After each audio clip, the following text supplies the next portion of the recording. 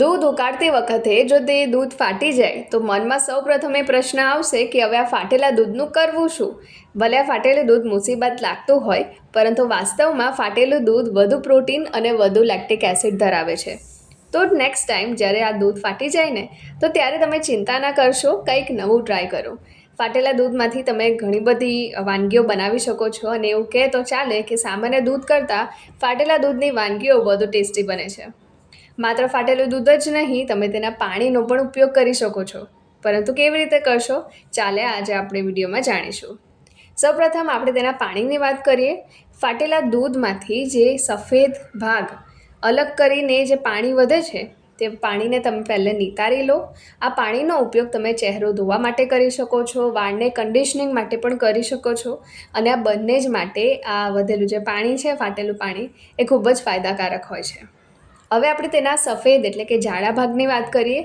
આમાંથી તમે પનીર બનાવી શકો. દરેક વ્યક્તિ આ જાણે છે કે દૂધ ફાટી જાય એટલે કે દૂધને ફાડીને પનીર બનાવવામાં આવે છે. તો તમે ગરમ દૂધમાં જ્યારે દૂધ ફાટવા લાગે તો તેમાં તરત જ લીંબુ નિચોડીને તેને સારી રીતે ફાડી લો. જે સફેદ ભાગ વધશે તેને તમે એક કાપડમાં છાણી લો અને થોડીવાર એમ જ રવા દો. તમે કોઈ ભારી વસ્તુના મદદથી પણ તેને દબાવી શકો છો. થોડીવાર પછી પાણી નીકળી જશે અને જે બચશે તે પનીર હશે. ફાટેલા દૂધમાંથી તમે સ્મૂધીઝ પણ બનાવી શકો છો. તે પણ ખૂબ જ સરસ લાગે છે. જો તમને તમારા સવારના બ્રેકફાસ્ટમાં સ્મૂધી લેવાનું પસંદ હોય તો તમે દૂધને બદલે આ ફાટેલા દૂધનો ઉપયોગ કરી શકો છો. કેળા અને સફરજન સાથે તમે ફાટેલા દૂધની સ્મૂધીઝ બનાવી શકો છો. ફાટેલા દૂધમાંથી તમે રસગુલ્લા પણ બનાવી શકો છો. તે દૂધને તમે ગાળી લો. પહેલાં જે સફેદ ભાગ છે, જાડો ભાગ છે, તેને સારી રીતે ગાળી લો. તેમાં થોડું નીચોડીને થોડો લોટ, મેદો ક્યાં તો પછી અરારોટ ઉમેરીને હથેળી વડે સ્મૂધ બનાવી લો. એક ગોલ ગોલ બનાવી લો, બધાને ગોલ બોલ્સ બનાવી લો અને ચાસણીમાં નાખીને થોડીવાર ઉકાળો. તૈયાર છે તમારા ટેસ્ટી રસગુલ્લા. તમે ફાટેલા દૂધમાંથી દહીં પણ બનાવી શકો છો.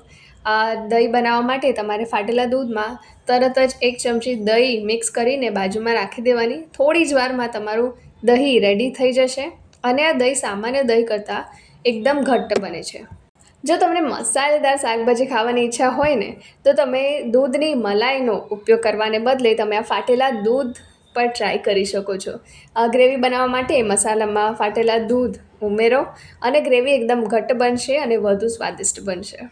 ફાટેલા દૂધને સારી રીતે ફેટી લો. તમે એક સ્મૂધ પેસ્ટ બનાવી લો અને જે પણ તમારે સૂપ પીવાની ઈચ્છા હોય તે સૂપમાં તમે આ ફાટેલું દૂધ મિક્સ કરી શકો છો. જે સૂપ છે તે વધુ સ્વાદિષ્ટ બનશે, ઘટ્ટ બનશે અને પૌષ્ટિક પણ બનશે.